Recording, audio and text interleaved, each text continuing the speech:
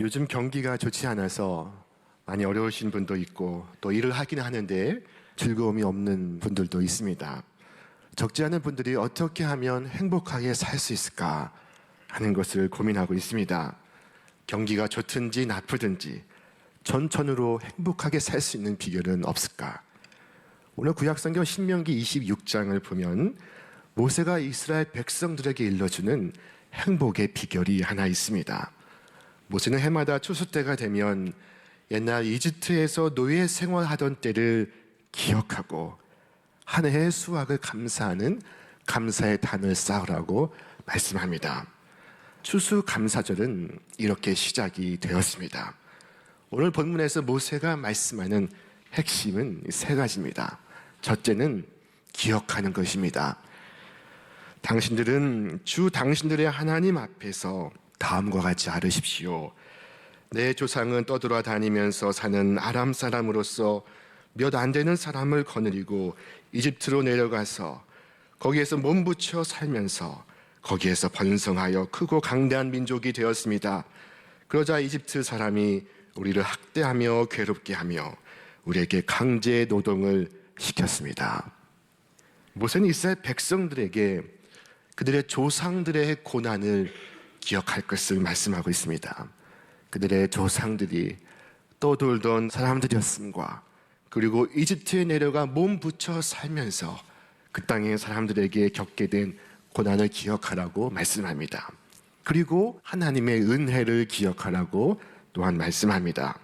주께서 그들의 호소를 들으시고 그들이 비참하게 사는 것과 고역에 시달린 것과 억압받는 것을 보시고 강한 손과 편팔로 큰 위험과 이적과 기사로 그들을 애굽에서 인도하 내셨음과 젖과 꿀이 흐르는 가나안 땅을 주셨음을 기억하라고 말씀합니다. 여러분, 살다 보면 기가 막힐 웅덩이와 수렁에 빠지는 경우가 인생 다반사입니다. 그러나 그때 주님은 우리의 부르짖는 소리를 들으십니다. 하나님은 당신의 강한 손과 편팔로 우리를 건져내십니다. 우리를 끌어내어 반석 위에 세우십니다. 얼마나 고마운 일입니까?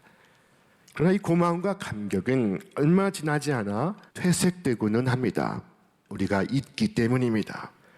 잊지 말아야 할 것을 잊어버려 우리의 삶은 무겁습니다. 우리는 기억해야 합니다. 기억하지 못할 때 우리는 주어진 현실을 당연하게 생각합니다. 1863년 미국의 제16대 대통령 링컨은 추수감사절에 이와 같은 선언문을 발표했습니다. 우리는 하나님의 최고 혜택을 받은 국민들입니다. 우리는 오랜 세월 보존된 평화와 번영을 누려왔습니다. 인구와 부와 국력 면에서 어느 나라보다 앞섰습니다. 그러나 우리는 하나님을 잊어버렸습니다. 우리를 평화로 지키시고 번영과 힘을 베푸신 그 은혜의 손길을 망각한 채 이 모든 복들이 우리 자신의 탁월한 지혜와 능력 때문인 줄 착각하는 헛된 망상과 자기 기만으로 지내왔습니다. 우리는 과거 성공에 도취한 나머지 우리를 창조하신 하나님께 기도하기에는 너무 교만하였습니다. 그러므로 이제 전능하신 하나님 앞에 겸손히 무릎을 꿇고 나라의 죄를 자백하며 자비와 용서를 빌고자 하는 바입니다. 링컨이 추수감사절에 발표한 대국민 담화였습니다. 링컨은 하나님을 잊고 지내온 과거를 반성하고 있습니다. 망각은 착각을 불러일으킵니다. 오늘 기억하지 못할 때 오늘의 자신이 하나님의 은혜라는 것을 깨닫지 못합니다. 오늘 첫째 모세는 기억하라고 말합니다. 자, 둘째로 모세는 감사하라고 말하고 있습니다. 주님께서 내게 주신 땅의 첫 열매를 내가 여기에 가져왔습니다. 그리고 당신들은 그것을 주 당신들의 하나님 앞에 놓고 주 당신들의 하나님께 경배드리고, 이스라엘 백성들은 모든 농산물의 첫 열매를 담아서 주님께 감사와 기쁨의 경배를 드립니다. 모세는 이 햇곡식을 담아서 감사를 표시할 것을 말씀하고 있습니다. 먹고 남은 것, 쓰다가 남은 것을 드리라는 것이 아닙니다. 햇곡식, 첫 열매, 기다린 것, 드릴 수 있는 최고의 것, 그것으로 하나님께 감사를 드리라는 것입니다. 오늘 우리의 감사의 모습은 다를지라도 감사는 반드시 표현되어야 합니다. 표현되지 않는 감사는 감사가 아닙니다. 예수님께서 어떤 마을에 들어가시다가 한센병 걸린 10명의 환자들이 때로 몰려오는 것을 보셨습니다. 그들은 소리 높여 외쳤습니다. 예수 선생님, 우리를 불쌍히 여겨 주십시오. 예수님은 그들에게 말씀하셨습니다. 가서 제사장에게 너희 몸을 보여라. 그들의 몸을 보이라 하신 것은 부종을 벗었다는 확인을 받으라 하신 말씀입니다. 그렇게 해야 이 나병 때문에 쫓겨났던 세상으로 다시 복귀할 수가 있었던 것입니다. 당시 이스라엘에서는 이 나병에 걸리면 가족과 함께 살지 못하고 쫓겨 격리된 채 살아가야만 했었습니다. 자, 그런데 그들이 가는 도중에 깨끗함을 입었습니다. 자, 여기까지 그 10명이 똑같았습니다. 하나님의 은혜가 모든 사람에게 임하고 있었습니다. 그런데 그들 가운데 오직 한 사람만이 되돌아와 예수님 발 앞에 엎드려 감사를 표하고 있었습니다. 그는 사마리아 사람이었습니다. 그의 감사는 표현되고 있었습니다. 아마도 감사하지 않은 9에게도 감사하는 마음이 있었을 것입니다. 어쩌면 그들이 감사하지 못했던 것은 감사하는 마음이 없어서가 아니라 그보다 더 바쁜 용무가 있어서일 것입니다. 그들에겐 더 중요한 일이 있었습니다. 가족과 친구들을 먼저 만나야 합니다. 취직도 해야 합니다. 살 집도 장만하고 먹을 음식과 입을 옷도 준비해야 하고, 이들에게는 자신에게 없는 것들 생각뿐입니다. 이대로는 감사할 수가 없습니다. 감사는 나중에 해도 될 일이었습니다.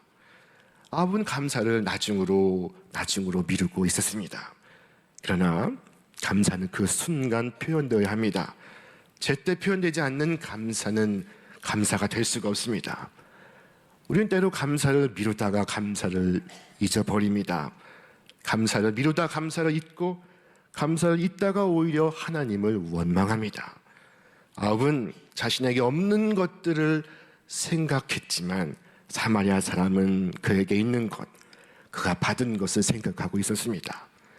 한센병에서 고침을 받았고, 감각이 돌아오고, 고립과 멸시에서 벗어나고, 가정이 회복이 되고, 일을 할 수가 있고, 온통 감사한 것뿐입니다.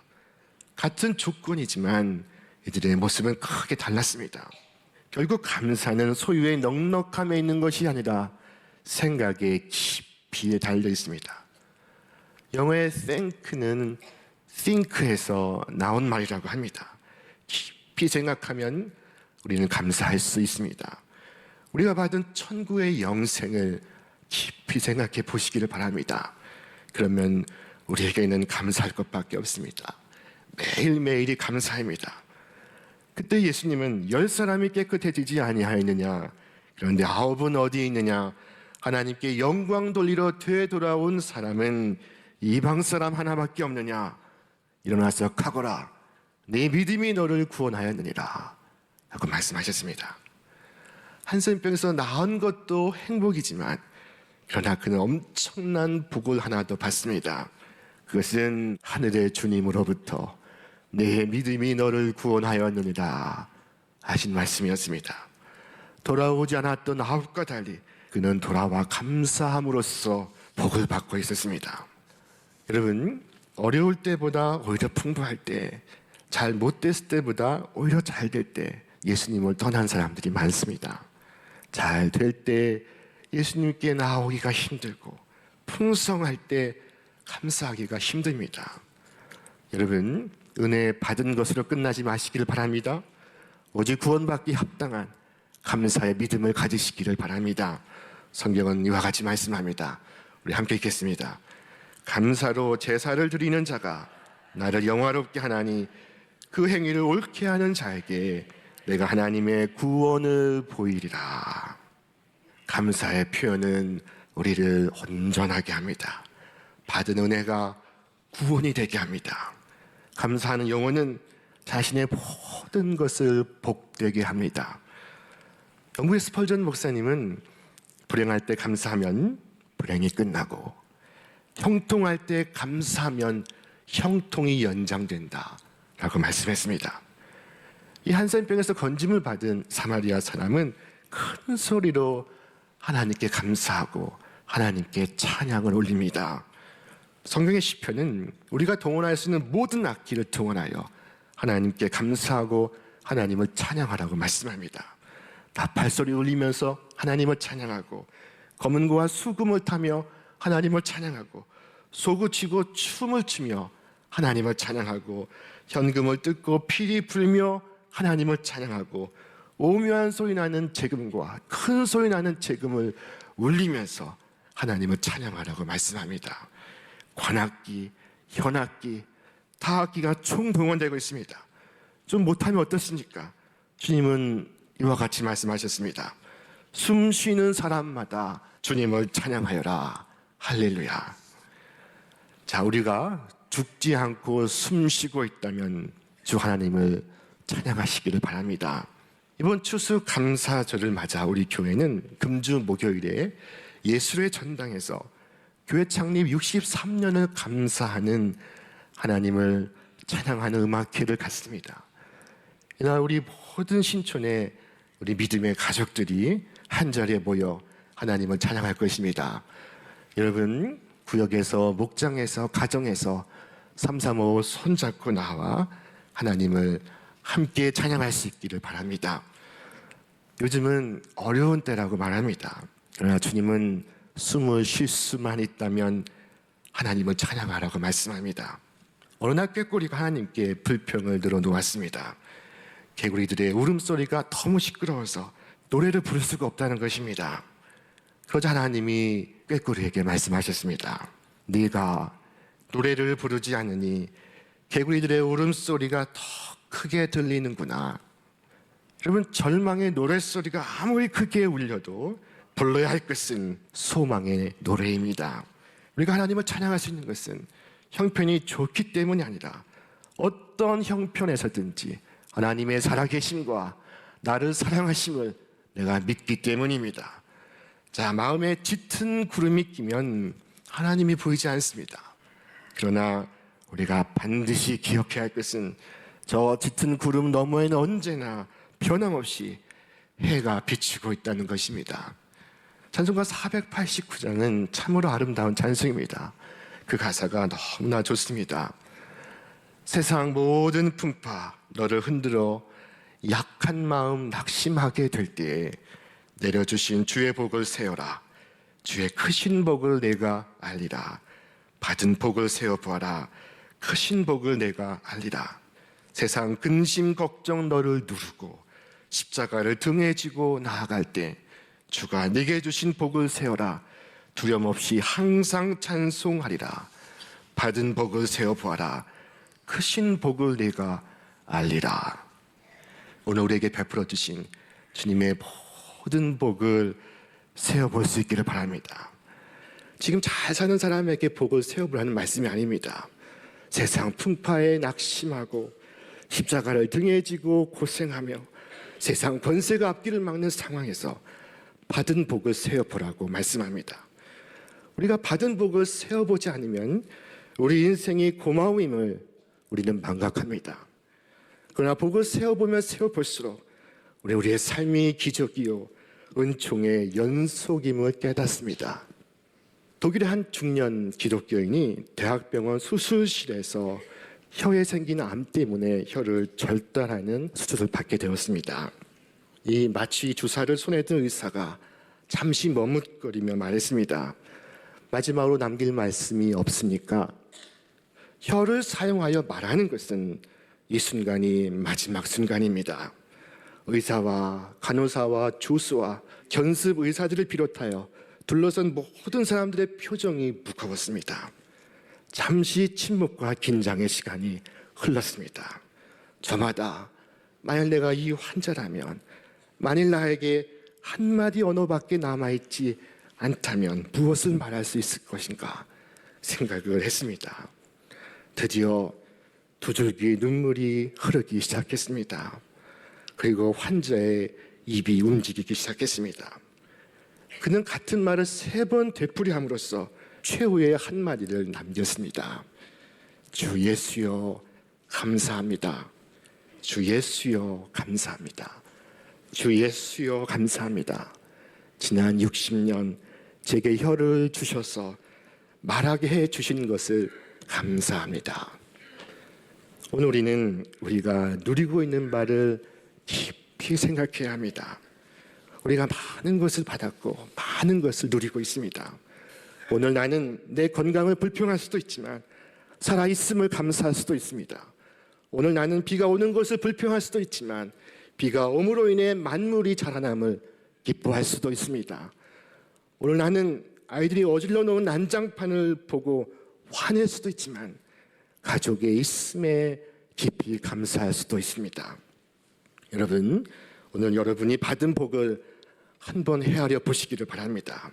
마음이 약해지고 낙심된 일이 있을 때 주께서 주신 복을 헤아리다 보면 지금의 이 어려움도 능히 극복할 수 있다는 믿음을 얻을 수가 있습니다.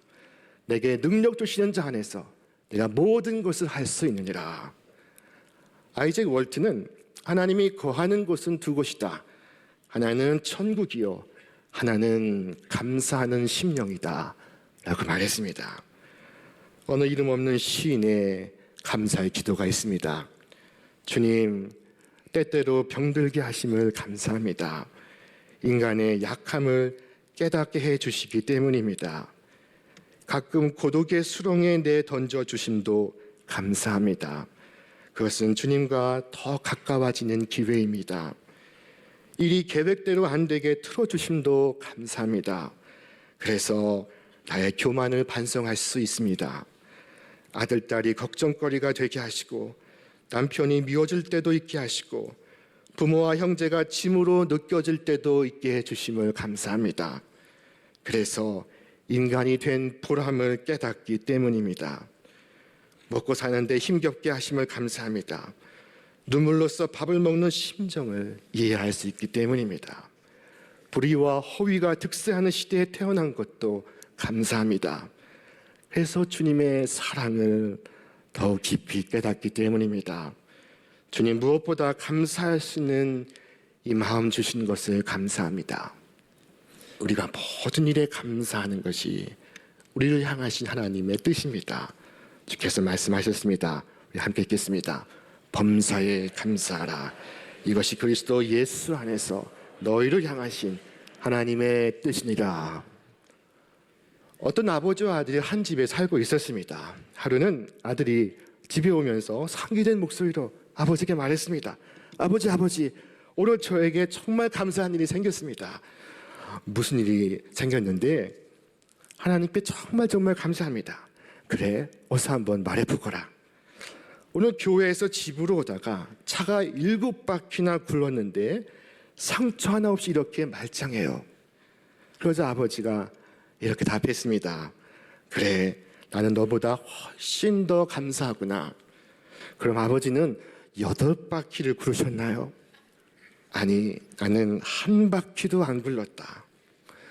여러분, 7바퀴를 굴렀는데 멀쩡한 것은 참으로 감사한 것입니다. 그러나 오늘도 한 바퀴 구르지 아니하고 사고 나지 않는 것은 더욱더 감사할 일입니다. 범사에 감사하는 것만큼 우리의 삶을 복되게 하는 것은 없습니다. 스펄전 목사님은 또 이와 같이 말했습니다. 하나님께 감사하십시오. 별빛 같은 애를 감사하면 달빛을 주실 것이요, 달빛 같은 애를 감사하면 햇빛을 주실 것입니다. 햇빛 같은 은혜를 감사하면 영원히 햇빛도 필요 없는 광명한 나라로 인도해 주실 것입니다. 여러분, 메마른 물을 끌어올리기 위해서는 한 바가지 정도의 물이 필요합니다. 이 물을 부으면서 펌프질을 하면 저 아래 고여있는 물이 샘솟듯 올라옵니다. 이때 붓는 첫 물을 마중물이라고 합니다. 마중하러 간다 하는 그것은 누군가를 맞이하러 가는 것입니다. 그와 같이 마중물은 시원한 샘물, 끊이지 않는 물, 풍성한 물을 맞이하는 물입니다. 물 한 바가지 부으면서 펌프질을 하면 땅속 깊이 흐르는 샘물이 올라옵니다. 마중물이 없으면 그물을 길어 올릴 수가 없습니다. 마중물이 있어야 저 깊은 땅 속에 그치지 않는 샘물을 길어 올릴 수가 있습니다. 우리의 감사는 이 마중물과도 같습니다. 감사를 부으면서 우리는 한없는 하나님의 은혜를 길러 올립니다. 예수님은 작은 보리떡 5개, 물고기 2마리 앞에 두고 그 뒤에는 5,000명의 장정들이 있는 앞에서 하나님께 감사의 기도를 드렸습니다. 그리고 떡을 떼어 나누어 주시고 물고기도 나누어 주시니 장정의 수만 5,000명이 먹고 그 남은 것이 12바구니에 가득 찼습니다. 오직 감사가 끌어낸 감사의 이적이었습니다. 오늘 말씀 우리에게 기억하라, 감사하라, 그리고 마지막으로 나누어라 라고 말씀합니다. 네 하나님 여호와께서 너와 네 집에 주신 모든 복으로 말미암아 너는 레위인과 너희 가운데 거류하는 객과 함께 즐거워할지니라. 나의 삶 속에 내게 있는 것이 무엇인지 보면서 그것에 감사하며 그것을 이웃과 나눌 수 있기를 바랍니다. 베드로는 성전 앞에서 구걸하는 안진뱅이 거리를 향해 이와 같이 외쳤습니다. 베드로가 이르되 은과 금은 내게 없거니와 내게 있는 이것을 내게 주노니 나사렛 예수 그리스도 이름으로 일어나 걸으라. 베드로는 그에게 있는 것, 그가 가진 것으로 안진뱅이 거리를 일으켜 세웠고 그로 뛰게 하고 찬송하게 했습니다. 오늘 내게 있는 가장 귀한 은혜를 나누시기를 바랍니다. 지난 한 주 우리 교회에는 감사절 특별 새벽 기도가 있었습니다. 우리에게 많은 은혜가 있었고 마지막 날 새벽에는 우리 많은 어린아이들이 나와서 함께 안수하며 기도했습니다. 이 한 주간 새벽 시간에 감사하며 모아진 헌금은 금요일 을지로 지하 차도에서 열리는 노숙인 예배 시간에 노숙인들을 위하여 드려질 예정입니다. 이 계절에 우리는 더 어려운 분들을 기억하고 나누기를 원합니다. 기억하는 것, 감사하는 것, 그리고 나누고 베푸는 것, 이것은 유구한 세월 동안 우리 믿음의 조상들이 지켜온 추수감사절의 전통이었습니다. 오늘 이 귀한 신앙의 전통을 우리 아이들에게, 우리 아이들의 아이들에게 전수하시는 여러분과 제가 되기를 바랍니다.